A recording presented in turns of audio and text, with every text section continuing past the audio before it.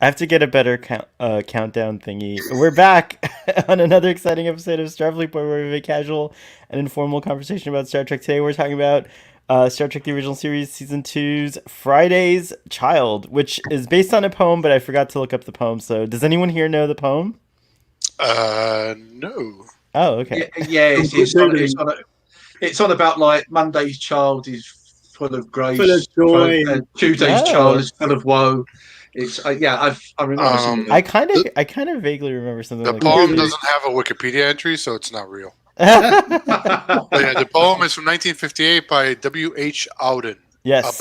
About Auden. Dietrich Bonhoeffer. Oh, interesting. Because there's a poem that's Monday's child. Monday's child is fair of face. Tuesday's child is full of grace. Wednesday's child is full of woe. Thursday's child is far to go. Friday's child is loving and giving. Saturday's child works hard for his living. Interesting. So Dietrich Bonhoeffer. So absolutely nothing in relation to this. Wow, what a crazy... I don't know. I'm going to have to research about that tomorrow. Hold on 1 second. You guys have to make it show real quick. Well, but did you say Tuesday's child was, comrade?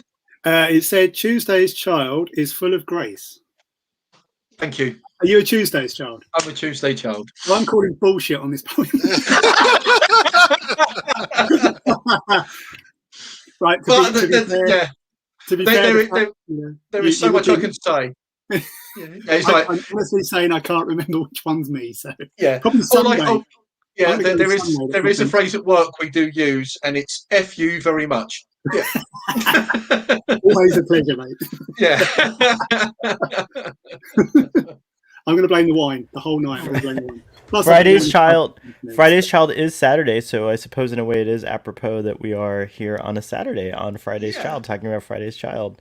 And that's probably the most interesting thing we have to say about this. No, I'm just kidding. But welcome. Who wants to do the episode summary? Ruben looks like he's keen to do it.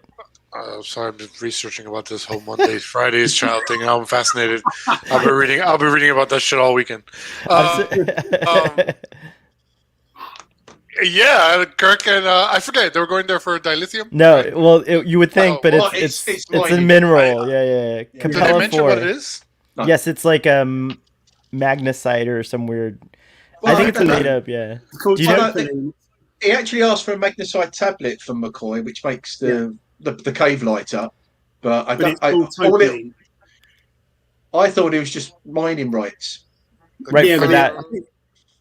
Yeah, I think they said it was actually called Topaline. It was something to do with thank you. Space operations, or it was just some crap they made up. It makes robots. It's how they shine the floors. That's what they need it for. It's like it's to scrub the carbon off the slightly harder carbon. There you go. We got quite a group of folks in the audience already. Welcome to Jill 47. I thought you were gonna do that name, Jill. It's all right. You don't have to. But if you do change it, I won't give it away just in case you do decide to go with that. Chris Collins is here, and so is Cake is Eternal. Welcome, guys. Chris says there's already a question. We'll get to the episode summary in a second, but real quick, what do you think of the Klingon portrayal in this episode? I think everyone thought this was the weirdest Klingon. I love them. Middle-aged, male pattern baldness Klingon. Amazing. Yeah. Should have got those in the motion picture. I bet he lives in the only suburban home in Kronos. It looks just like a typical American home. He walks out with a suitcase at a time, he's very Earth-like, you know. He's got a Prius bird of prey. This was the first time that I was kind of a Prius bird of prey. Really small, and he's he's probably the only Klingon the Tribble would like. Yeah. He's got like a farm of them. Yeah. But anyway, so the crew of the Enterprise are trying to negotiate for mining rights of this stuff that you need to clean starbase floors, and then they visit this planet, right, Ruben? Yeah, so they go to this planet. They are talking where Bones apparently had been there for a few months, at some point beforehand, and knew something about him, but not really much. There's even tapes. No, there's tapes. They're watching a briefing, and there's tapes with McCoy and hanging out with them, and they're throwing. You know what? This has to be the start of the tradition, which has gone on through Picard, because when in the first episode of TNG, when Riker comes onto the Enterprise, he sits down and watches the first half of the episode. And then Picard is looking at things on the computer that are clips of the old episodes. And I was like, Jesus, when did this all start? There we go. They all started with this episode. That's why Who's filming Bones? And halfway through, Data starts going, life forms. Life forms. Maybe that's just the way that Riker processes data, because we see it in Shades of Grey. He just runs his brain like a Calypso. So, maybe that's the taking it. That's true. He can also visually, manually dock the Enterprise without any aid of any instrumentation. Just by looking at the view screen, he can manually dock the Enterprise drive section to the saucer section. Riker's pretty extraordinary now that I wonder if he's really a synthetic life form. It's like this whole time we haven't known about it. He's got an AI living in that shoulder. That's why it dipped. It's the weight of it. Yeah. What do you say, AI? It also has control of his leg. That's why he can't control it. So, what kind of society do we encounter on Capella? Capella I guess like a Klingon version of warriors and honor who don't care about medicine, apparently, because they're like half Vikings. They're like medieval people. Like they're like our Earth. They're supposed to be really tall too, right? But they don't really. Yeah, they're like 7 feet tall. They only play that up in one shot. The rest is kind of like, they're just a little taller than everybody else. Mind you, Shatner's very short, so it was probably they just got average people. Wait, Ruben, you guys have met Shatner in person. How short is he? Very well. He was sitting, and I'm 6 feet, so he was a little bit shorter than me. I mean, I don't know, because he was kind of sitting like on a stool type of thing. So I've seen him stood up. I'm 6'2", and he's not very tall. So I'm like 5'7". Would he be probably like about my height? He's probably in between you and me. Okay, cool. Somewhere 5'8". Yeah, 5'8", 5'9". If you have Chekhov's wig on, you'll be taller. I mean, it's funny. Actors are typically not that tall. Because, no. They always have the heels in their boots, don't they, to make themselves taller? Yeah, inserts in the shoes and all that type of stuff. Was it the guy in Hawaii Five-0 who did that? He was like, no one should be taller than me, and they always stood him on like the apple crates and stuff like that. Oh, I didn't know that. Is it Jack Lord? What was that guy's name? Yeah. Jack Lord. Yeah. Jack Lord. Yeah, no, it's they're meant to be 7. They're meant to be 7 foot, but because people like David Hasselhoff was like 6'4". But then and Vince Vaughn is like 6'6", but those are like very rare. It's very rare to get actors that tall.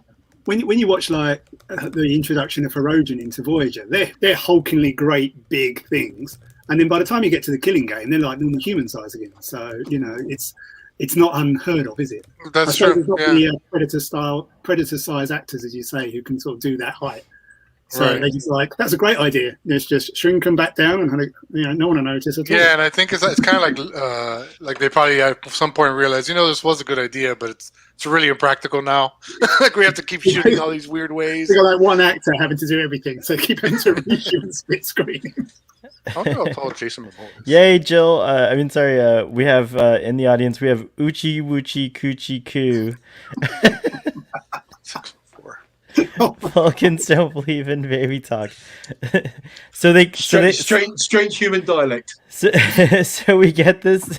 We get this weird medieval, slightly Viking society that wears feather boas and rug. And what somebody put in the chat, high ponytails.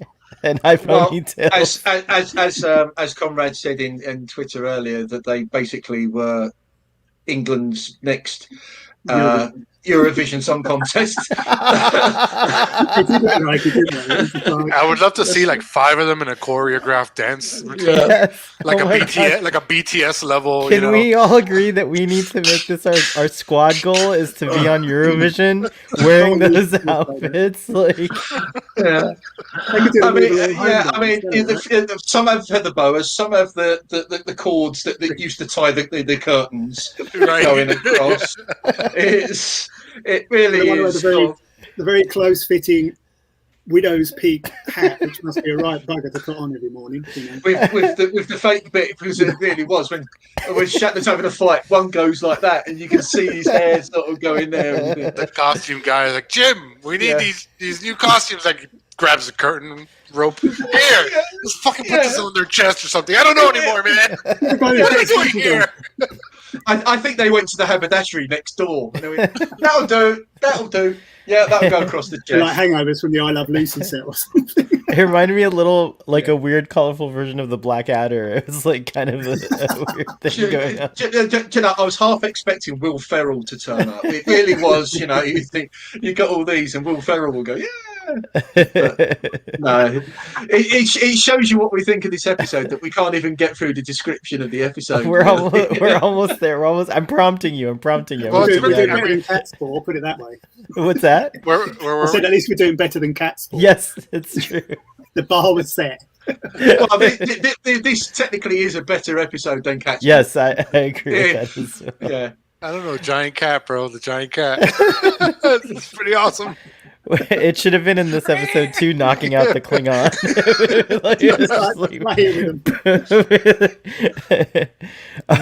We have a lot of questions. We'll get to them, audience, in just a second. But okay. So they go down. They go down on the planet. They meet these Arab Viking type people, and the red shirt immediately dies because he goes, "Hey, Klingon!" and dead. Oh wait, I wrote down a line. You forget the knife effects, the little effects. Yeah. That red shirt has been in so many memes. It's unbelievable. I think he's the most memed red shirt I've ever seen. I don't agree with Bones saying that their little whatever throwing knife thing can be as effective as a phaser. Get the hell out of here, man. By the time that guy's going like this, I'm like, to be honest, you do see it later. I was going to say, because somebody throws it and Spot goes. And he misses. Really? So okay. So you could as we know, you can set a phaser on wide beam and like tackle the whole group in one shot. Yeah, it's true. That's so funny. So after the red shirt dies, they meet the Tier, which is basically the chief of the 11 tribes, Akar. And then all hell breaks loose. Everybody starts a fight. Everybody kills each other. There's a lot of fights. I think there's more people die in this episode alone than in the whole of TOS. Oh, I think there's actually an episode that has a higher death count, which is did we see it already? I'm trying to remember. It was like it was the most. I think I announced it. There was the most like it was that episode. Oh, with Vol. It's the episode with Vol. Oh, right. That has supposedly the highest. That's the highest red shirt death rate. Oh, but this is just deaths in general. Yeah, I mean, because you've got tribesmen killing tribesmen. That's There's just true. so Good many point. people died. Yeah. So That's true. Okay. So they meet Akahar. Everybody dies. Julie Newmar, who is the Akahar's wife, who's pregnant, wants to die. Kirk and McCoy say no. They then go running around. Julie Newmar gives birth to the new child. They have a fight. McCoy's child. McCoy. Yeah. They run around. The child is born. Julie Newmar knocks out McCoy. Goes back to say, they're dead. Don't worry about it. It's a big fight. The Klingon dies, and the Federation get the mining rights after all that. There you go. Well done. Yeah, we got through it. What was the moral of the story? Yeah, what was the moral of the story? Fucking Dino. Let the red shirt die? I don't know. All right, we'll leave it to the audience. Only deal with middle-aged balding Klingons. By the way, I'm glad you mentioned Julie Newmar. She's like huge. She was a huge actor at the time, and she's really beautiful too. I mean, everybody at the time probably knew her as Catwoman from one of the Catwomen. One of them, yes. Batman. And then, of course, you later have the epic film, To Wong Fu, Thanks for Everything, Julie Newmar, which is a great... Patrick Swayze, Wesley Snipes. I wonder if she designed the costumes. Probably. Probably. That would all make sense. Probably. Oh my gosh, they would actually be great as drag performers Yeah. with the capes And and everything. Yeah. I'm telling you, little BTS Yeah. choreography going on. Yeah. It's And you the forget Eurovision the one bit at the end is the child actually gets called Leonard James Akahar, It's true. which really pisses Spock off. But And we- also, as a quick note, I've read books where he's actually an admiral in Starfleet. All right, Yeah, where he's Conrad was CIC just telling in us the, the same thing. Yeah, in the Voyager relaunches, he's the CIC of Starfleet. which Yeah, is he's pretty- also. they I never- think it's. they never reference it back. No, And I'll steal your joke. He slapped his way to the top. absolutely. He learned Thank from the best. Learn from My dad taught me one trick that's never failed. Chris Collins says, I like the line, I'm a doctor, not an escalator, actually, Chris. It's escalator, yeah. Which Yeah. was really good. I feel like you could find, like, which Star Trek episode just by the I'm a doctor, not a whatever it is, and you could Yeah. easily just, like, look up which episode it is. It's just like Julian Newman goes, no, only that boy can touch me. Oh, no, okay. Abraham Contract. Abraham Klingon. And this is the first time you see Spock and Kirk with bows and arrows. Not Yes. the only time, but the first time. Wait, what's the next time you see them with the bows and arrows? It's the one with Yeah, but these guys have with frickin- Abraham Lincoln and Surak. And, Oh yeah, you're right, Dad. The one They got throwing croissants, bro. Watch out. Throwing Throwing- arrow, I got nothing on That's the what throwing croissant. throwing croissants. Yeah, briefly. the least awesome Klingon in the Trek verse. No, I still hate that one Klingon from Yay! the episode where they're chasing the Woo! baby around. Hello, welcome. Welcome Yeah. to the party. The British invasion, yay! Seriously? You guys, I need to have wine. I just have tea. I have to I- drive after this, You so I have can't. tea? I bought the whole Yeah. bottle. That's very British of you. What's that? It's very British of you. Well, yes, my parents grew up in the Raj, so they keep some of the traditions. That shouldn't be something I should laugh about. I'm sorry, but To I be guess honest, it's only going to be the three of us, or the four of us, going to get that one. everyone's left. I'll get a note. So Starfleet Boys canceled. I think one thing that benefits from the HD version is that Chekhov and Scotty are actually looking at something on screen versus just a dot on the screen. Oh yeah, you're right. That was cool. They did do a little bit of animation, and I have to say, like, even though I knew what was going on, I thought it fit. Like, it looked, the way that they did it, like with the line drawings and like the charts, it like fit the way that they might have designed it in the 60s had they had like, or in that time, and it fit the aesthetic. So I really enjoyed that. That was a cool call out. Oh, and we have to re-mention that the wig's back. The wig is back. It's The like, Chekhov it comes wig and is goes. back. It's true. It does. Yeah. He sits there, goes, Obviously, and then comes back. old Davy Jones' wig is back. Tilly, to catch you up, we just basically got started. We just finished the episode summary. It's taken us 20 minutes to do the episode summary. It's not that long. I mean, it's a very complex episode. It's got a lot of layers to it. There's a lot of, A lot of layers themes. Yeah, basically, You know? basically, we said the Klingons are pussy. Two foreign powers Um, causing societal breakdown in an indigenous Yeah. population. It's- I mean, there's nothing We're related to the world about that. The band called Friday's Child that will rock the Eurovision next year for the Yeah, UK. yeah. It's gonna be amazing. Yes. Friday's child, watch out! And it's still getting you. We're like they're slapping each other on the stage. Oh my god! We've scared Tilly. She's like, see you guys. Yeah. Actually, something outrageous like that probably would win Eurovision. Well, we need all the advantage we can get. Never know. Well, we think those outfits would actually that would rock it in Yeah. Eurovision next year. I You think know, we're- with the Hi, Robbie. profile and everything. You know what I'm gonna start doing? I'm gonna start submitting Star Trek costumes from TOS as for like the art walk in like New York, like the famous fashion runway show. What was it? What's it called? The one in New York? Whatever. Oh, Fashion Week. Watch me become like the most famous fashion designer on the planet. But I get you're all my plagiar- inspiration from Star Trek. No.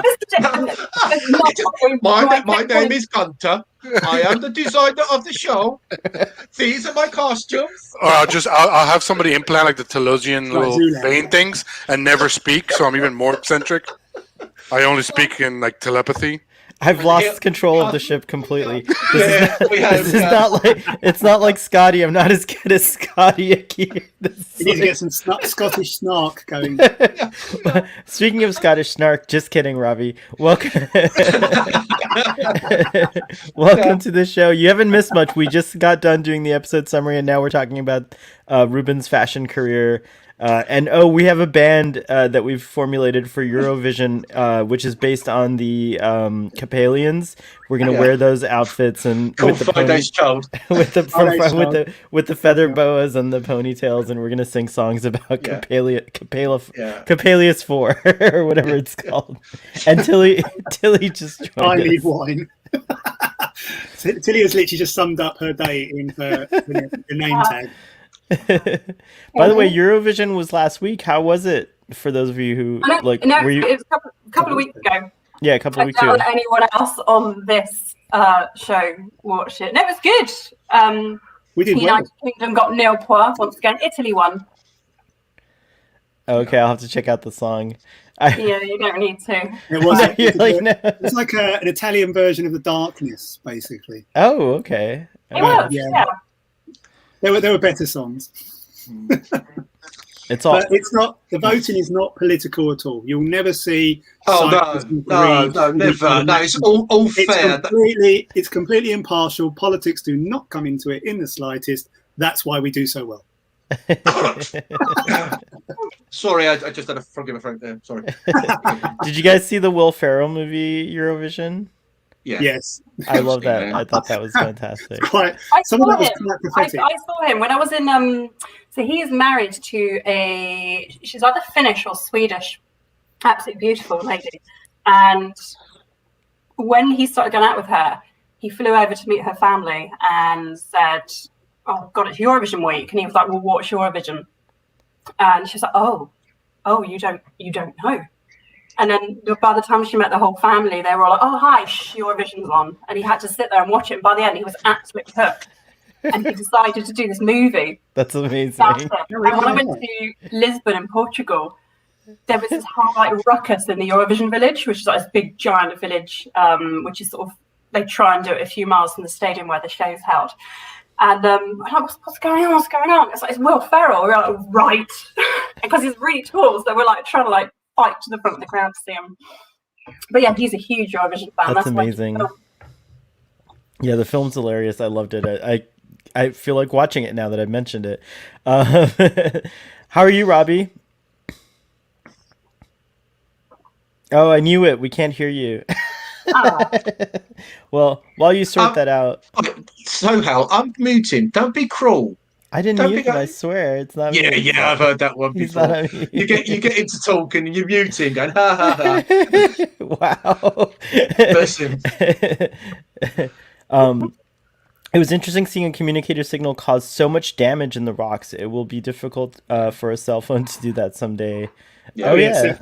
Set communicators to explode. I mean, yeah, I like. Why do they need phasers? Yeah, I actually quite like. Kirk uses a fair bit of reverse psychology in this one.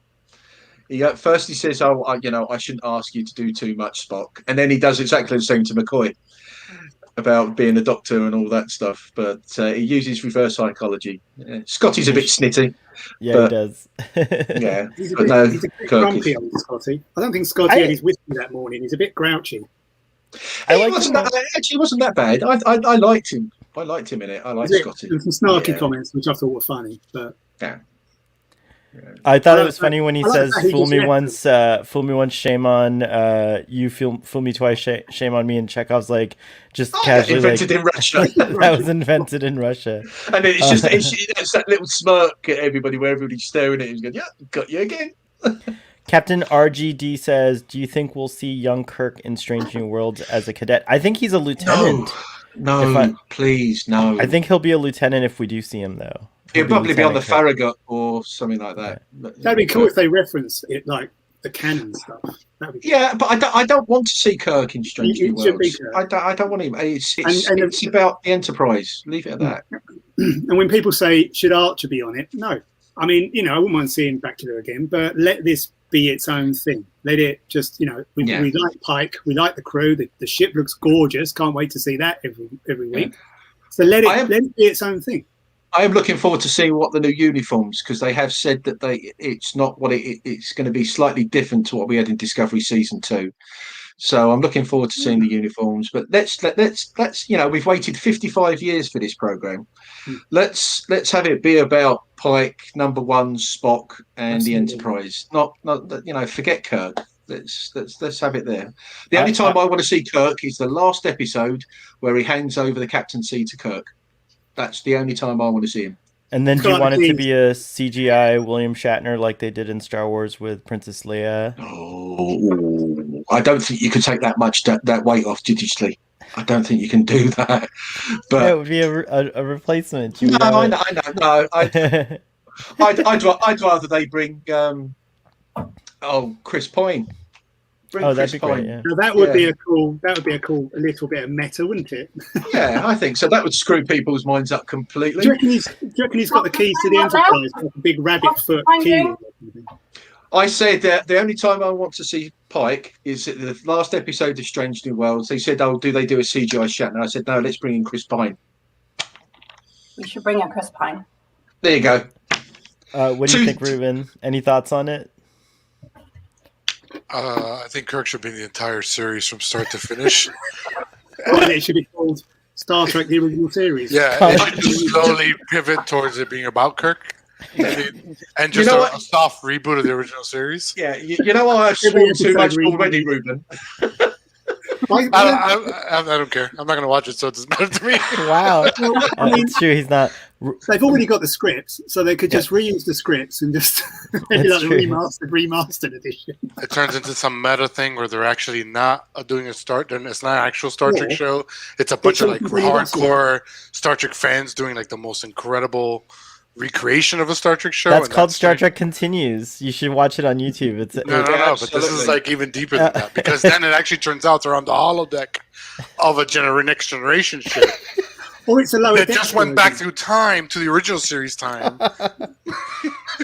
Wow, and at the end, it turns out it was all Benny Russell's imagination. There you go.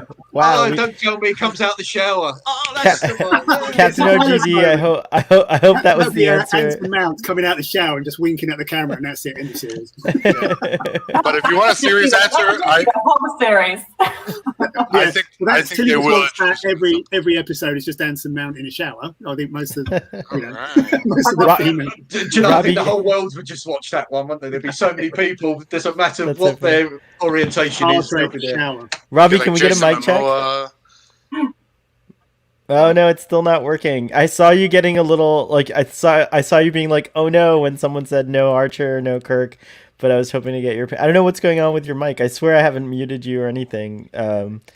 But you could check in settings under cam/mic on the dashboard down there, and then you can go to audio and make sure the input is your I think it's your headphones, and that might fix it. Sorry, a little tech support here from the engineering department. But I wouldn't be surprised if they introduced him, or like not introduced him like as a character regularly, but something like what you said, Trek Cat, where it's like at the end handing it off, and it's probably going to be a CG like Leia. It could also. He could also. Some people are speculating, and I have to admit, I'm in one of these. I'm in one of these groups here where I'm hoping that he's not in every episode, but that like maybe around season 2 or season 3, he appears as a character and has to like for a few episodes has to work with the team, and that's how and that's how he falls in love with the Enterprise, and Spock's away during that time, and that's how Spock and Pike are on a different mission. During those 3 episodes, Una is in charge. So that way it holds up to continuity where Pike, I think Kirk says, I only met Chris when he handed off the Enterprise to me, right? Like that's something he says in Menagerie or something like that, I forget. And then so it keeps the continuity intact, and we get to have our Kirk. And somehow in that short period of time, he says all his catchphrases. Yes, And he references a tribble. He references, everything. Bam, bam, bam, bam, bam. Just like he wasn't originally called Kirk. He takes the name Kirk because of Pike's lost long brother. Or this isn't a flipping Mandalorian, It's Disney, let's just. Why don't we have a little baby Tribble that just sits there looking really cute and like purring away all the time to sell the merch? I think we've lost Ian. What's that? We killed him. Heart attack because. Oh, Ian's he just. So anyway, back to the episode.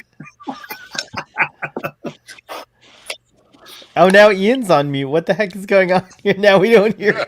I think it's just because that was an X-rated rant.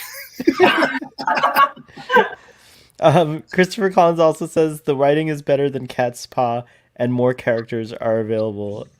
Cat's Paw spent their budget on a cat. Absolutely. And a cat and a lot of worth cheese. every penny. Yeah. And don't forget they spent it on those little bendy straws to make the aliens at the end, because that's quite, Blue Peter budget. Uchi Uchi Kuchiku says, I love saying that, by the way. I'm gonna put all your comments up just so I could say Uchi Uchi Kuchiku. It was interesting how Kirk switched gears, instantly addressing the new high tier as boss immediately after the coup. Appropriate, I think, prime directive wise. Yeah, and he fails. He couldn't resist helping the damsel in distress. It was his one mistake when he tried to help Julie Newmar, which I forget her name now because I can only think how Ian in the summary just kept saying Julie Newmar. But yeah, he tries to help her, and that ends up being what causes the exile, so to speak, because he has to be killed, and she's even like, kill him. I tried to follow the traditions and stuff, and it was like Kirk just looks like, oh great, what have I done? When she tries playing off being a badass, and she's like, yeah, I killed them all in my sleep and escaped. In their sleep. It's true. We only saw wide beam phasers used in DS9, Way of the Warrior, and Voyager Season 1 by Tuvok. No, we also saw them in the floppy flying alien episode of TOS when the villagers are... Taste of Armageddon. Thank you, Taste of Armageddon. When the villagers are approaching, they wide beam them all and stuff. And they love a bit of wide beam in DS9 to hunt down changes. Yeah. They always wide beam. Oh, Robbie, I think we heard you. Oh, but he doesn't have his headphones on. Yeah, we can hear you. Robbie, we can hear you now. We can hear you. And that's the end of the show. You got a bridge clap. I'll give you a moment on the stage here to say your thoughts on everything we've been talking about that you couldn't say anything about all this time. Robbie gets 10 minutes straight. Himself. Yeah, that's it. Everybody quiet now. Let Robbie have his day. That's it. Go, Robbie. I don't feel like I have much to say in this episode. Perfect response. What about seeing Kirk or Archer in Strange New Worlds? What about? It would have been amazing. It would have been amazing if you muted yourself right after that. I don't really have much to say. Mute. I'd love to see Archer very briefly in the first episode. How do you envision him like being in Strange New Worlds? I'd love him to have like a really funky Starfleet uniform, like an admiral's uniform. Maybe he's Commodore Decker. No, Commodore Archer. Commodore Archer. Is Commodore higher than an admiral? I guess might be, right? Yeah, I don't know. I don't know either. Any military to the folks Google. out there? I did learn today. Ask Deborah when he's back. He'll know. I did learn today after watching. He's not going to say someone else is higher than him. He'll be like, no, Admiral's the top, absolutely the top. I did learn today, on a side note, after watching Doctor Who, that the Union Jack, which I've been calling it, is only the Union Jack when it's out at sea. Apparently, it's the Union flag when it's on land, and then so I had no idea, but I just found that out today. Actually, I heard it before, but I took note of it this time, which was interesting. Well, thank you, Robbie. I hope we see Archer and Kirk. And ego in the Navy, a Commodore is ranked above a captain and below a rear admiral. So yeah, baby. So let's all tell. Yeah, baby. We'll all Sorry, tell this is not Starfleet War After Dark. So, Or you can- we need to tell Dan Decker that he's below a real admiral because he's only a commodore. Yeah, we'll have to let him know. Let's see here. Oh, hello, Immortal Technique. Nice to see you. Captain RGD also says, I want to see more Orions and Tholians. Yeah, I would love to see more Tholians. Somebody in wrote the general. correct name for the character. It's Eileen.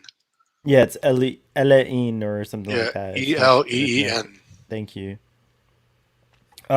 Moral of the story is get close to a pregnant woman to have their baby named after them.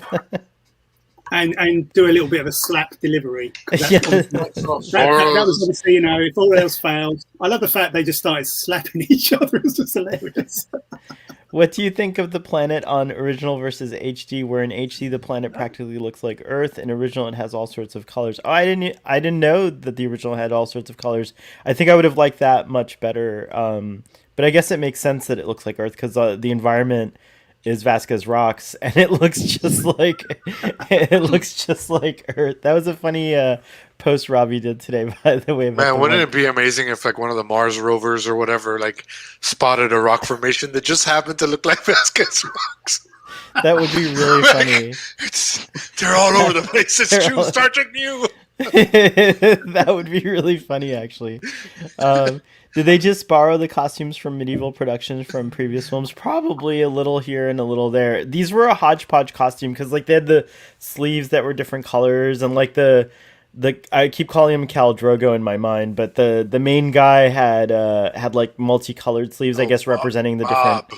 Yeah, like I thought they were saying Bob to start with. Oh, I kept hearing Bob as well, and it was. I mean, I think it would be better if they just said Bob all the time because it made it a lot more interesting. I am Bob. I will kill I you. am Bob. Bob the it Builder. was Mob. It was Mob, though, right? Blackadder. I kept hearing He's got- yeah, it's Bob. Hello, Bob. It's a bit of a curly name, Kate. I like that in this No, you're nice. episode. Hello, you're nice. You're a nice girl, Bob. I feel like like the that. medieval production where they took the costumes was a flamboyant Camelot retelling of Camelot. It was a musical. Camelot the musical. It was Oh, like, can you imagine it? Sitting there with a coconut behind it. Monty Python. Camelot. Run away. This is a strange place. Actually, that all-in-one black helmet did look like the one they use when he's cutting off his arms and his legs, around the Yeah, shrubbery. Black Knight. And I'm on the shrubbery. Don't worry, in all Just a that flesh fighting, wound. it was just a flesh wound in all that fighting. It was just a flesh I mean, wound. Just a flesh wound. I mean, I have to say, some of the cushions were quite vicious. The fact you can get knocked out by a flying cushion is quite impressive. Oh, yeah. That was really impressive. Not follow the guards out, just throw a cushion and that's Just it. throw a cushion. And he literally just went. "Bleh." I mean, when you put the right Kirk through energy behind it, anything is good. Yeah. It gives a whole new meaning to pillow fight. Right. That's This was a very high Kirk Fu energy episode. yeah. it truly Yeah. was. Darren, hey, how's it going? Darren says, "Is this the episode with the fastest red shirt kill of all time?" I think it might Yeah. be. It has to be, right? It has to be, yeah. But I also have to say, I think it's that he is the most memed red shirt as well. Out of all, because he's that big. Going, hang on. You just see it, and you've just seen so many memes with it. So it is That's that really one. funny. Jill agrees with you. I'm sorry, Uchi Kuchi agrees with you. No Kirk, please, no in Strange New Worlds. Thank you, Jill. Yeah. Jill. You're brilliant.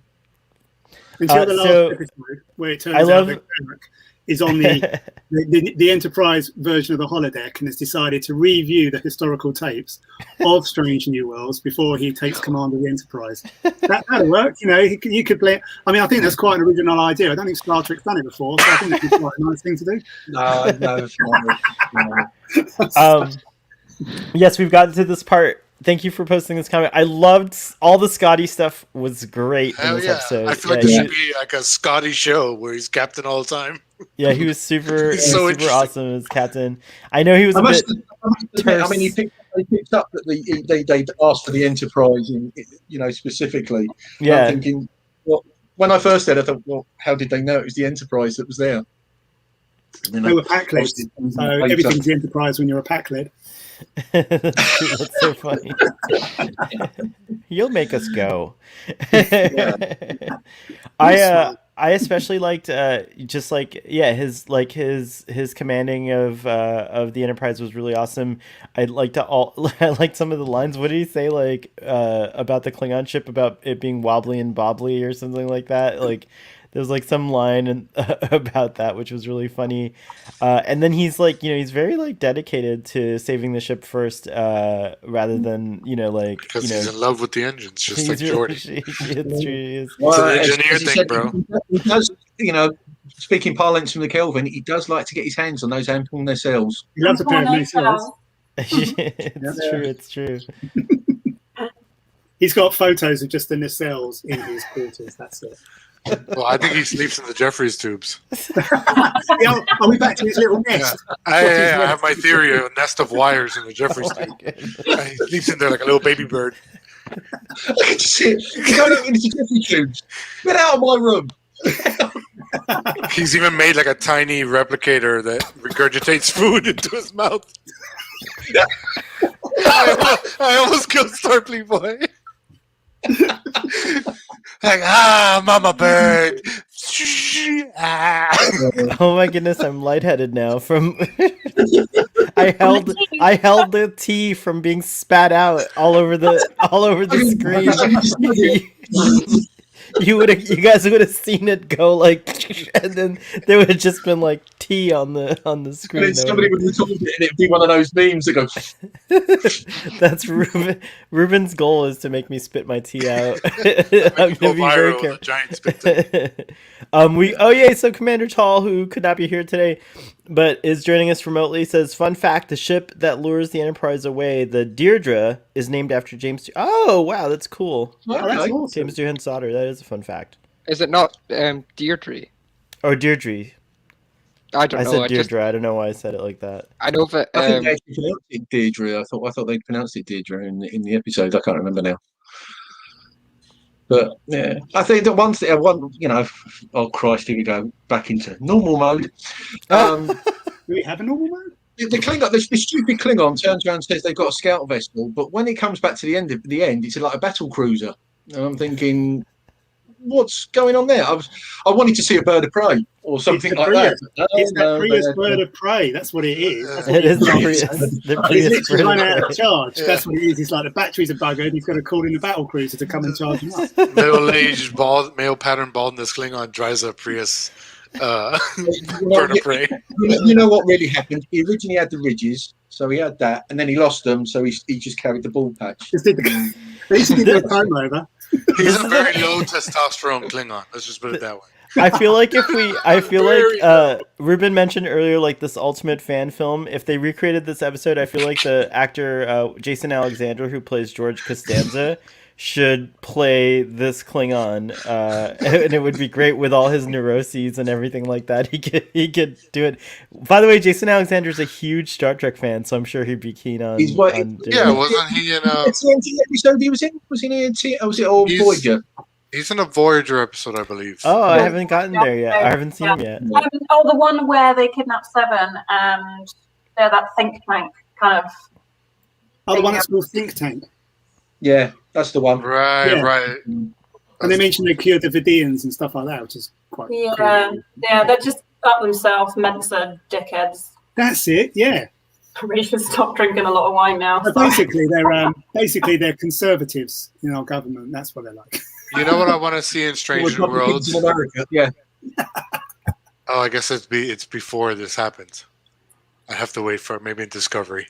They could be like looking through medical records under S and just be scrolling and all of a sudden see a picture of bones just slap. If all else fails.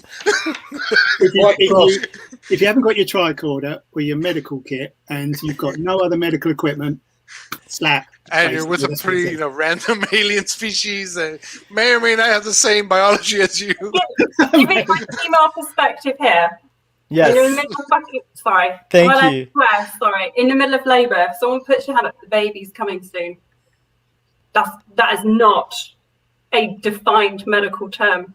Slapping is not a defined medical term. I am allowed to slap. No one is allowed to slap me. I heard you used to slap the baby though if it wasn't crying. Like that was a thing that. Oh yeah. You slap, yeah. Right, to kind of clear the airway. Yeah. So I heard that was. You're saying that slapping isn't prescribed on the NHS. Could you imagine in like a future episode of some Star Trek show they like reference that and use it again? And they're like, "Hey, bro, it's canon. Okay, it's canon." I'm gonna play the. Journal where I need to slap her to make her give birth. You know.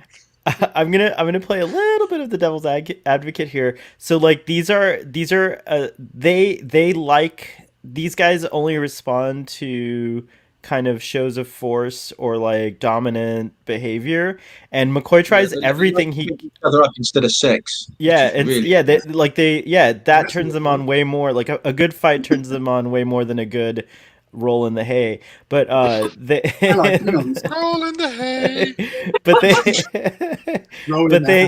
So when he is disrespecting her, of course, because he's touching her, and you're not supposed to touch the Khaleesi. But then she and so she slaps him like a couple of times, and McCoy's like, "All right, I just got to do this because that's the only way." And she does. She actually like kind of takes pause, and then all of a sudden changes her tone completely, and then she's like and I love that Spock walks in right at that awkward moment where she's like holding his, and she's like, "These hands, not even a woman of our, can detect the stage in which a baby is along, whatever." And so like I think in world I can give him a pass, but it is on the border of like, I agree it's not standard medical procedure. They'd all be in latex leather with ball gags and the gimp masks and all that stuff. What version have you been watching? That's not Friday's Child. Masks, ball gags, everything else if they made it That's the extended cut. Come in, Friday's Child After Dark. If they want to be slapped and he turns them on, Did the slap thing? Hasn't Kirk reminded me of Airplane, the film a bit. And the whole kind of queuing up. She's sat there in the seat, and everyone comes along and slaps her. I will say to Starfleet Boy's point though, remember that episode in TNG where Wesley encounters that dude with like the web thing here, and he yells at him, and they're like, "Oh, why'd you yell at him?" He's like, "Oh, because he's a whatever," and they like to be like talked down to. Yeah. So like it's kind of like Bones is like, "Fuck it, they like this shit." Bam! Shut up. Hasn't Kirk slapped? Which one was it where there's the obviously it's Kirk escaping with a woman. It's the one with the Quatloos. I'm trying to remember the episode name. And Kirk's escaping with the woman who's basically got a bikini made out of Bako foil, just like kitchen foil. And doesn't he kisses her and slaps her or something? I don't know. There's a moment. He knocks her out. He kisses her and then punches her. It's Lady Gaga's mum. That's it, Lady Gaga's mum. Yeah, that's right. Lady Gaga's mum. Yeah. It's the Gangsters of Choice Killian. We're gonna get to that soon. And it's just like, women. We don't like that. I feel like we should have a special episode. About in real life, slaps in Star Trek. there's probably a lot of slaps in Star Trek. It's true. We got a couple in the comments too. Hey, Fathery's in the chat. Hey, and yes, you do have a wrench. You do have a wrench, Father. You should always have had one. Did he spell that right? What's that? Did he spell that right? A wrench. Oh, Spanner. Spanner. What we call spanners, they call wrenches. Quantum spammer. Spanner. S-P-A-N. No, it's a joke from Community. Spanner. Oh, he has a spanner. When I assign you as an admin in the chat, you get a little spanner icon next to your name. Okay. Yeah, very cool. Good. Oh yeah, it's like it does sound weird when he just says it like out of context. It's like, oh, what is he saying? What does he mean? What does that mean? TOS Scotty does all those wonderfully goofy expressions. Oh, by the way, earlier Sub-Commander Tall had mentioned Scotty is a badass in TOS. In the movie, he is portrayed as in the movies, he's portrayed as a goofball. I think not till Star Trek 4, right? Because Simon Pegg is a goofball. So, I mean, Star Trek 1, it's all serious. So he's good in that one. It's the Peter Preston stuff that you don't really see until the director's cut. So you kind of only get a little bit of that. But he's still serious in that one. Star Trek 3, he starts to get a little funny with the comments about the Excelsior, like if my grandmother had wheels, she'd be a wagon. And he doesn't do a very good job with the automation engine, which means he loses the Enterprise. So thanks, Corey, for that. Cheers. Thank you.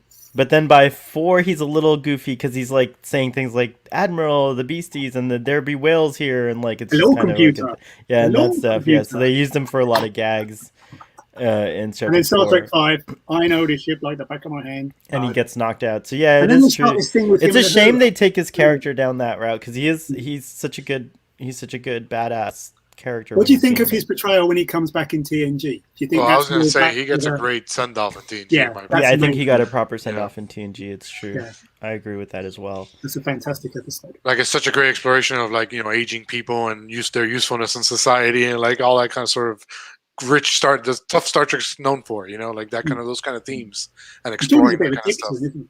Geordie is a bit of a dick to him sometimes. He should be like, "Whoa, this is Montgomery Scott." I mean, this guy. But he's not. But we do. Well, get it's to see- interesting because as we get frustrated with our like I know it happens to me. My mom will frustrate me because she's asking me something that to me is silly, but I don't think about it from her perspective. She doesn't know how to set the VCR clock, so to speak. You know what I mean? That's Scotty. So he doesn't know how to set the VCR so asking clock me to do it anymore. is like, oh, geez, really? Like, come on, I have other stuff to worry about. So that's what kind of made me think of like that whole relationship of Jodie's just like, dude, like get out of the way, man. Go use your Apple IIe. Not to go too far on a tangent, but I love Picard's handling of that and how he kind of forces LaForge to kind of give Scotty a different, to change his perspective a little bit. And then I love mediator. Picard, and Picard's reverence for him in the TOS bridge scene. He's amazing. Yeah, and the bit it's where he such a just great necks the. I love the bit where he just literally just casually necks the whiskey. He's just like, he's just so bad. A rock to the head beats a slap to the face. It's some sort of Star Trek paper, rock, scissors, but it's slap. Rock, paper, scissors, lizard. Slap, neck pinch, phaser. Wow. Remember Dr. Mabenga slapped Spock as part of his recovery in Private Little War. Wow, I'm going to notice all the slaps that have to do with medical procedures. This is going to be a weird new thing that I'm going to notice from now on. SDM undertones. Yeah. I read this in a medical text once. Let me try it. Goofballness correlates with weight gain. That's kind of true. I feel goofier now that I've gained some pandemic weight, so I don't know. Maybe there's truth to that. No, I've lost loads of weight and I'm still stupid. There you go. Oh, like Relics. It made me feel really nostalgic too. We should do a Saturday afternoon review of Relics after done with the TOS. You can go back and watch our TNG discussion of Relics on Starfleet Boy. It's up. Just do Starfleet Boy Relics and you can check it out. I don't even remember who was on that episode, but I think it was like me and Sean and the Doctor, but I can't remember. Anything else about this episode? I feel like we've really gone off on so many. We're I will just say a quick little highlight. All the character development moments between Kirk, Spock, and McCoy were really great on the planet. I especially like when Kirk is at first in like disbelief about the red shirt kid dying, and he's like, yelling at Dr. McCoy, like, because McCoy's playing devil's advocate, and he's saying like, look, he pulled it. I mean, how much more aggressive can you get than pulling a phaser out? Like, they have no idea what his intentions are or whatever. And then later a little later in that scene, he apologized. He's like, I'm sorry for going off on you. And I really like that. Kind of reminded me of that like relationship that Bones and Kirk have of like, where they're not afraid to like tell each other off in one moment, and the next moment they're back to drinking and being pals and stuff like that. So I really enjoyed that scene. And then just overall, I think this was like an episode that, I mean, I didn't care for like the civilization or their like, I've seen this kind of like, the only thing interesting about them is that they wore feather boas and had the, and like those weird outfits. Yeah. But otherwise they were just like, medieval, like standard medieval type feudalistic characters with a hierarchy of command or whatever, and honor system and stuff like that. And it was like, okay, whatever. But yeah, so what about you? We'll go with Robbie next, since he's been kind of quiet down there. I don't have much to say. When I saw that DC Fontana wrote it, I was excited, and then I was a wee bit disappointed. It was still a good episode, and I did enjoy it. I liked how resilient the mother was. I wish McCoy hadn't slapped her. She should have slapped him to death afterwards. And I noticed technically, maybe it was just me, but my copy was kind of a bit duller color-wise. The episode seemed a bit less saturated in color. The uniforms popped a bit less. That's because I we were don't have talking much. about we were talking about that this before the show. offline a little bit, but it looks as though they couldn't restore some of the film prints because some of them were still like they had scratches and like there was vignetting around it and stuff like that, and there was some like artifacts, like filmic artifacts. So you're right, there was something going on. Maybe they didn't have access to like a really good negative or or a master or something like that. And I think I'm usually a really big fan of a remaster, even though I've not seen the original. But I think the planet looked a bit. It didn't look as good as most of the planets do. Usually, and I hope the Klingon checked into a cranial reconstruction clinic. Hair implants. Don't make fun of my middle-aged male pattern barredness Klingon, man. I could just hear Jason Alexander responding to that. Very cool. So what would you give it as a on a scale from 1 to 10, Robbie? I think I'd give it a 6. Okay, cool. I need wine. Do you need more wine now after this discussion? What do you what did you think of this episode? Was that good, was it? Next Saturday, I'm not making any other plans. I'm gonna have a bottle of wine too. This is too much. That's funny. Are you asking for my score? Well, yeah, just your overall, like, so anything you didn't get a chance to get in with this rowdy bunch throughout the discussion, and then I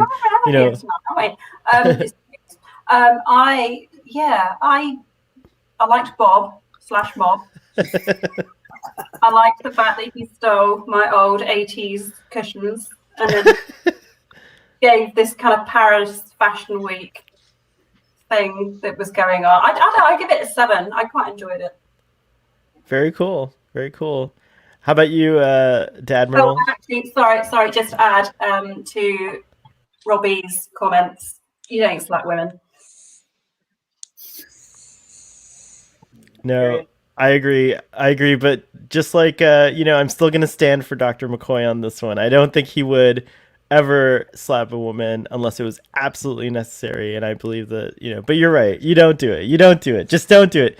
He should have done something else, like knocked her out with a phaser or something. No, I'm just kidding. That's even worse. You can't pistol whip with a phaser. Wow. No, but I agree completely. Like, unless you're in this really singular case where like the baby's life depends on it. Although he also said something else that was kind of borderline cringy, which is like he said, "I'll touch you wherever my professional medical opinion deems necessary," and I was like, "Oh." I was like, ooh. We call it that line before in a club. I would also say he's got one of the best ones of, what is it? I'm a doctor, not an escalator. Yeah. That was one of his best lines. It's true. Dr. McCoy, he is like a controversial one in this episode. I will say I agree with that 100%. The Dadmiral, what's your opinion? Well, I just have to say I do like Dr. Leonard Bitch Slap McCoy. I think he's a really nice guy. Sorry, I pronounced that wrong. Bitch Slap McCoy. McAvoy. Yeah, wait. No, I enjoy. No, it's an entertaining episode. It's a filler episode. We all know it's a filler episode, but it's entertaining. The pace is good. It doesn't seem to be slow throughout of it. Julie Newmar is a great guest. I do like, but the one thing that gets me is she's just given birth and she can run. Now, I doubt many women that could actually sprint after giving birth. I doubt that very, very much.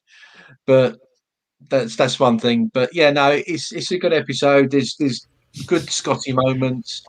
Well, There's we have good, to remember that they're not human; they're humanoid, right? So maybe like Yeah, for yeah, And they're supposedly taller. Yeah, something's giving birth. It's not gonna be able maybe to sprint. Capellans can just give birth and then run about. Have a marathon right That's after. actually yeah. Their Olympics actually right before their Olympics. There's a lot of births. Yeah, I couldn't see any hurdles or anything like that. No. Like hurdling and like baby coming out.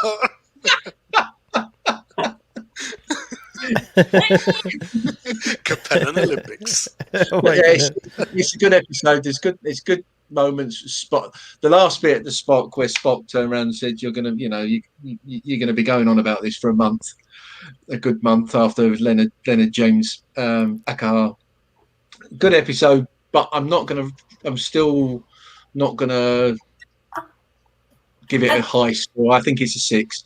A 6. All right. He appears later, doesn't he? The child in Books. Yeah, we in books they were saying, yeah. So apparently he becomes the CNC of Starfleet. Yeah. There's some good moments with Janeway in the relaunch novels and stuff like that. So. But it's also isn't it? I think he's the admiral in what's the 3 books with the Inspiration and Destiny with Dax as the captain. Destiny series. Yeah, he's the admiral in that as well. So. He's the admiral in that one as well. Yeah. Robbie, really weren't you good just how reading that?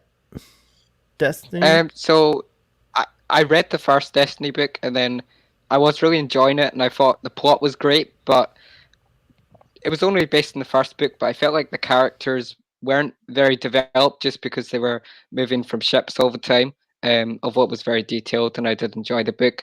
So I've taken a wee break from Destiny, and I'm now reading Voyager Mosaic. But do you remember Admiral Akar in the book? Because that's the kid, the baby that's born in this episode of TOS grows up to be the admiral in that book, and he's apparently he becomes the CNC of Starfleet. He's quite consistent through all that novel verse. He really is. Do you think we'll see him in Picard? Would he line up with the Picard era? Is that no? Yeah. He's too. Could do, yeah. That would be an awesome throwback. He would, but I think he would be because I think they tend to live longer than a bit like Vulcans. They live longer. Oh, okay. So yeah. No, and even if you were human, I mean, Bones lived into the Picard era, basically. Oh yeah, into the TNG era. The So TNG I era. guess Picard does take place 30 years after, though, right? Yeah. After TNG. Oh yeah, Bones is just Bones by then. and they live longer and they're taller. Yeah. Well, we could do that more. That's easier to do nowadays than it was back then. Like, I feel like you could do a taller. They're taller for one shot, and that's it. Ruben, what did you think of this episode? Let's see. When I watched it, I was like at a 3, but then during our discussion, I started thinking, well, 2 foreign entities coming into a new territory to disrupt the society of an indigenous people. I'm like, this episode actually has something to it. It doesn't go there, but like DC, I bet there's like a version that DC Fontana wrote where that's what it's about. It's something more deeper into that. So that kind of bumped it up a little bit, and then our whole chat, and it's just so fun. It's just such a funny episode. I'm gonna fall out of 5. Okay. 5, cool. Yeah. Locutus, UK Locutus, take it away. Would I go out to my way to watch it on a rewatch? Not sure, but it is a lot of fun. There's some funny moments. I love the Kirk foo. I love the fact that within the first 20 minutes, it's literally like a fight breaks out every few seconds. It's absolutely hilarious. And I do like whenever you get Kirk, Spock, and McCoy in a situation together, there's always going to be some fantastic moments. So I'd probably give it a 4 out of 5 as well. Again, I'm not sure if I was doing a really scattergun approach to a rewatch, would I actively seek it out? I probably wouldn't. But if I was being strict and watching everything, I think when I got to this one, I'd enjoy the hell out of it. Yeah, I think I'd have a lot of fun with it. Yeah, I agree. I didn't go first this time, which I usually go first and give a rating, but I think I'm gonna land at around a 6 as well, because it's enjoyable in the moment. It's a fun watch, but it's definitely not an episode that I'm gonna be like, hey, you don't know anything about Star Trek? Watch this episode. You're gonna like totally love Star. Like I wouldn't use it as an introductory episode. Whoa, that's so awesome! Ooh, neat. Is that Lego? That is. Yeah. Oh, That's amazing. Oh that's wow! amazing. Because you can get them for the marble and stuff, but they do in specific patterns. Where's his hand? I want to see the slapping hand. Recreate that. It's like immortalized in some Star Trek museum. Audience, let us know what you thought. Any last minute questions? Subcommander Tall says, not a great episode, Imho. Probably DC Fontana's weakest story, but some fun moments. We got abusive doctors everywhere have used that same line, and I give it a 7. So yep, I very give it. cool. Yeah, you both gave it a 7. And a 5.5 from Uchi Wuchi Kuchi Ku, which we forgot to mention that line again. I love it. No one says Uchi Wuchi Kuchi Ku to their little kids anymore, do they? Is that a thing anymore? I mean, I might try it on some work colleagues and see how they respond. If So, do you know what? If you said that to kids now, kids would be going, "What?" Well, like a baby, like a little baby, right? You Like have to put a hashtag in front of it to make it relevant. What? even babies. Now we go. I was going. If you hashtag it, they might get it. Sleep. You know, Hashtag. Hashtag Uchi Uchi Uchi Q. hashtag Uchi Wuchi. that is a good hashtag. Okay, so I feel like we need to trend that on Twitter. So afterwards, That's how when I retweet this discussion, I'll hashtag Uchi Wuchi Kuchi Ku. We'll end on this note. Nice Lego McCoy. I'm a doctor, not a Lego bricklayer. It's very funny. Everyone, please go check out my wonderful guest this week. And you can check out UK Locutus on Twitter. Is there anything else you want to tell folks about that you're doing? Can No, we just all talk about that tattoo? Yes, sorry. Yes, here. Hold on. Let's get a proper look at it. so there's DS9, and then So good. we have the fine. It's not quite done, and as you can see, it is very sore at the moment. while Yeah. it heals, but yeah, it's just gonna be finished. So you've got the rest of DS9 and this Nebula to go up here. So Did you do I'll it tell you all in what. one sitting? The way Conrad showed it there, there's a sketch where somebody will go, "You see that? You go over that way."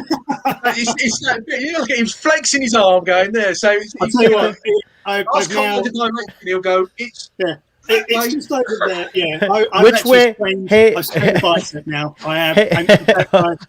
I've actually strained quite a bit trying to do that. So. Oh my gosh. And of course, if I can make it like was it DS9, input bar, DS9. Can you open the wormhole? Open and close the wormhole. Open and close the wormhole. Which way? Wait. So which way to the Gamma Quadrant?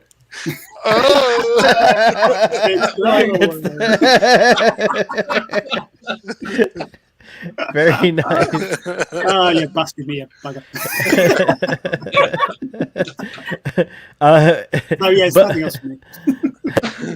Bone slaps women, bad doctor, hashtag bad doctor, hashtag cancel bones. What if I just had to put you full screen to see your name there. What do you have going on, and what would you like to promote? Yeah, my usual interviews on popwaxim.com, interviews on roomorg.com, something else coming on roomorg.com that I can't talk about, and 2 other things I can't talk about. So that's it for me. I'm R Martian on Twitter. Very cool. Robbie, what's going on in your world? So tomorrow we should have the Idiot's Lantern discussion for Doctor Who, and I understand if you're not glued to the screen because it's the worst episode of Series 2 for me. And then I think we were going to do a Batman Mask of the Phantasm Oh, yeah, before we go into the Christopher Nolan films, we're doing Mask of the Phantasm. That's probably one of the best Batman films. I saw that on Christmas Day in the theaters. It was so awesome. I think it was the only animated one that was ever released in the theaters as well, wasn't it? Yeah. Very cool. It bombed, but it was amazing. Great film.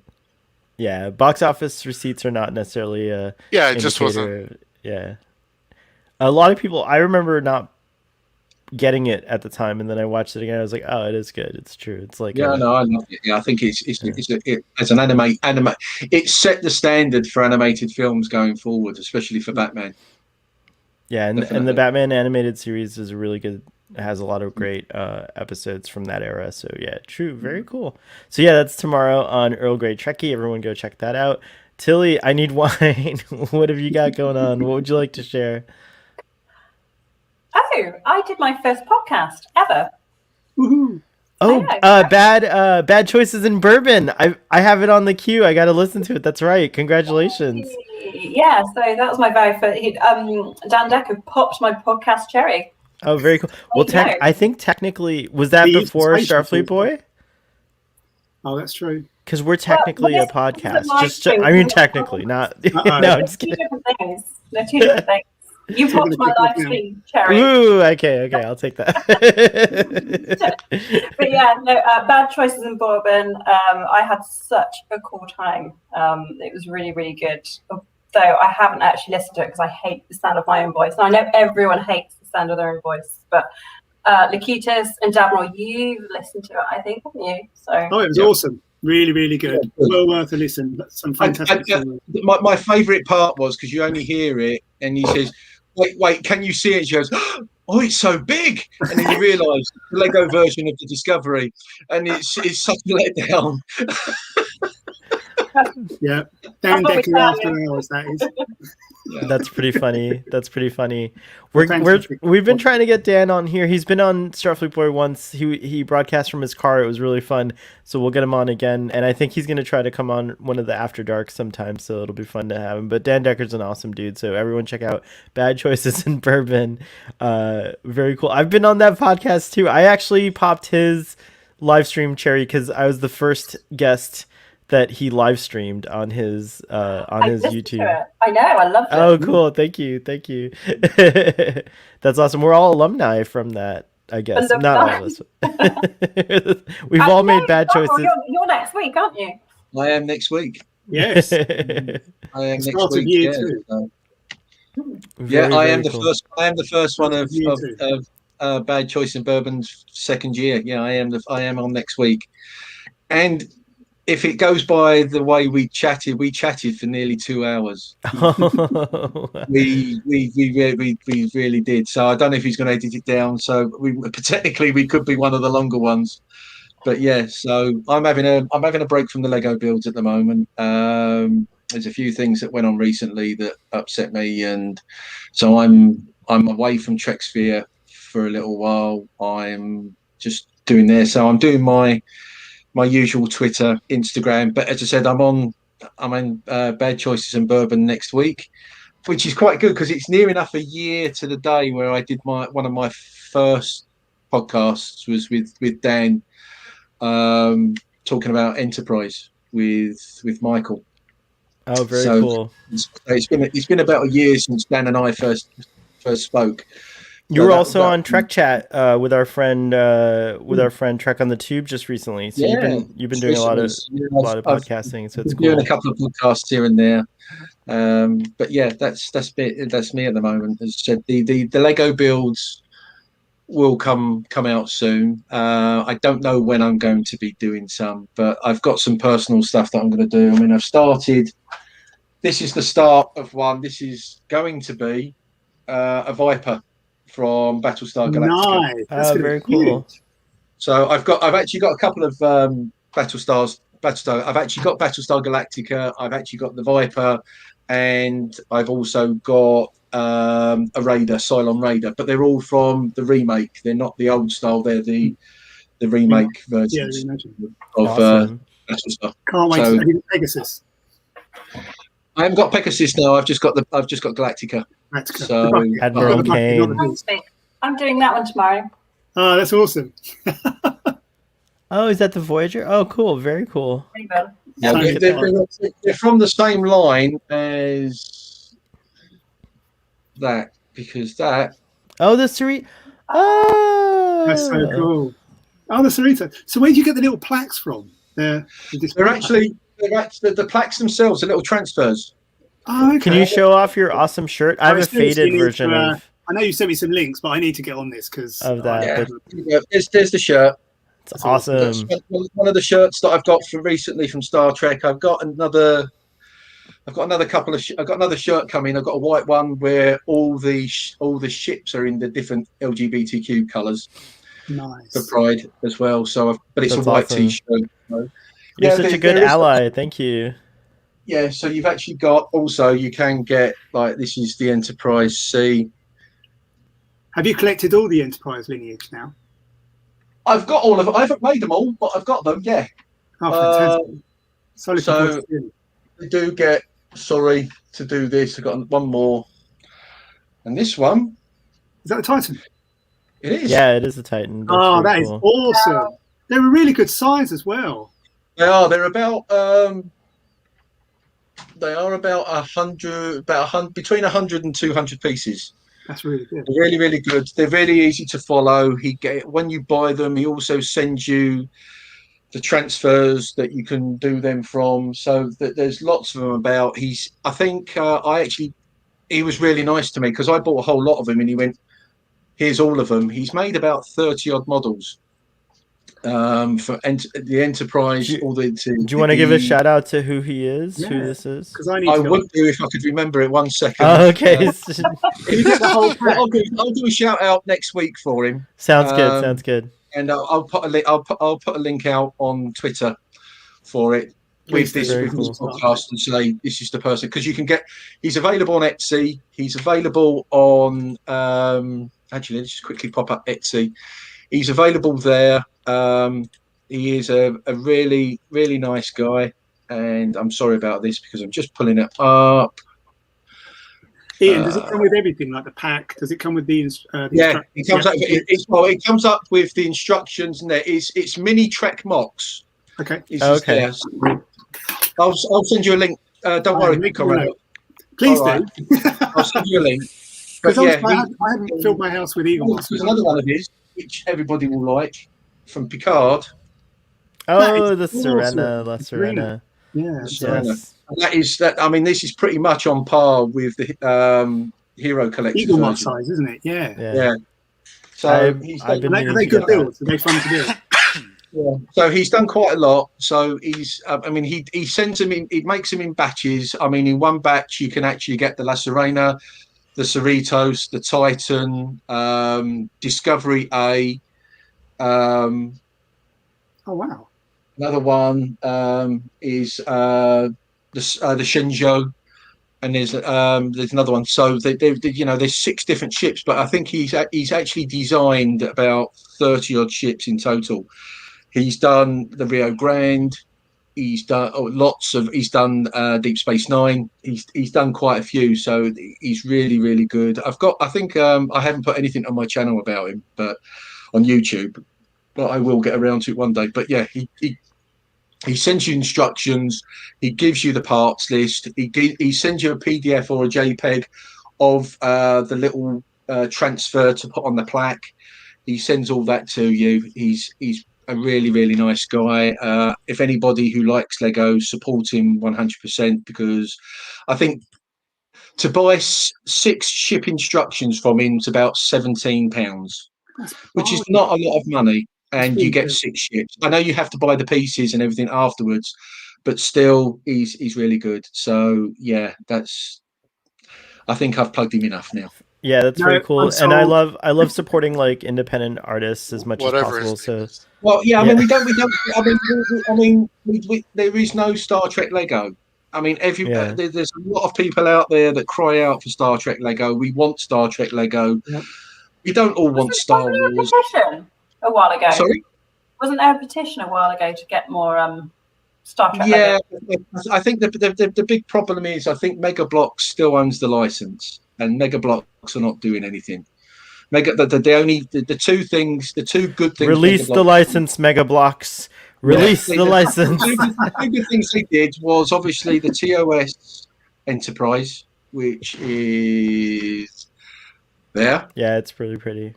And then they also did a Klingon D7, which is very good as well. The D7 is very good, but that's pretty much it. They've been pretty. They've not been very good. There needs to be a renegotiation of licenses.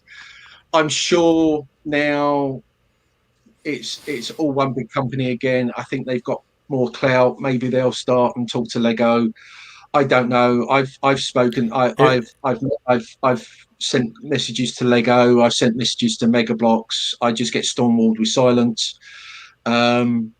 It would be nice because I did walk into the Lego store a couple days ago, and they had this gorgeous, humongous Star Destroyer, and it looked really amazing. And I thought, oh, how cool would it be if you had like Space Dock that size? Oh, Or would that be the only thing that stops it? Do you think there's any possibility that if it was possible, there might be a bit of a Disney pushback against the Star Wars stuff? Because they obviously Maybe. Interesting. Yeah. But Lego goes over so many different things. Lego's now brought out. They've got the Batwing. They've got the Batmobile. Batwing. Hang on a sec.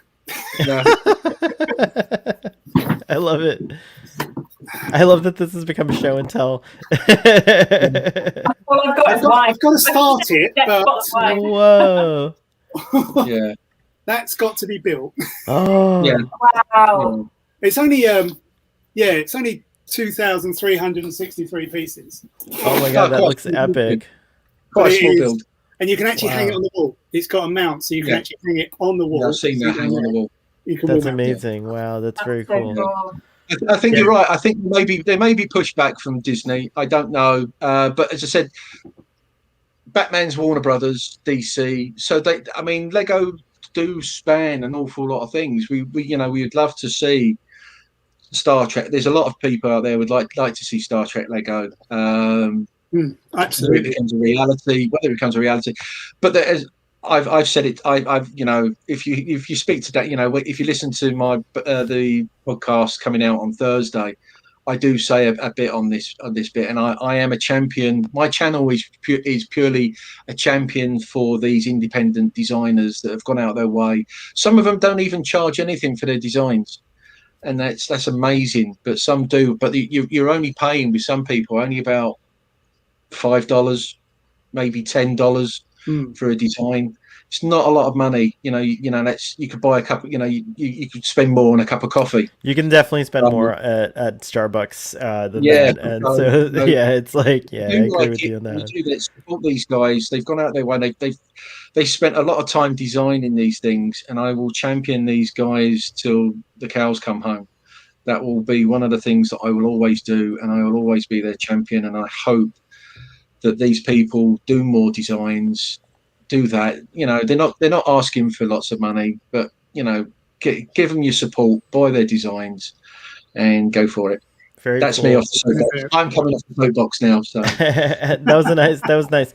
Last but not least, Father, you couldn't be here today, but I just want to promote. We are starting our DS9 season 4 talks on Text Track on Friday at 7 p.m. Central. And discussing the way of the warrior through the sword of Kalis. So everyone, binge watch your DS9 if you're not caught up, and check out that discussion on this coming Friday. It'll be a lot of fun. I've had a lot of fun watching the previous discussions, and that's it. That's all we got for you guys, folks. Thank you guys so much for your time. This was next week's episode is The Deadly Years. The Deadly Years, where they all get old. That's right. Maybe someone will do an old person cosplay. Who knows? We'll see. I don't think I have the makeup for that. I don't need to. I'm already there. Yeah, I'm already there. It's true. I got the gray. I'll just get an HD camera. So we're all right. Anyways, thank you guys. Live long and prosper, and we will see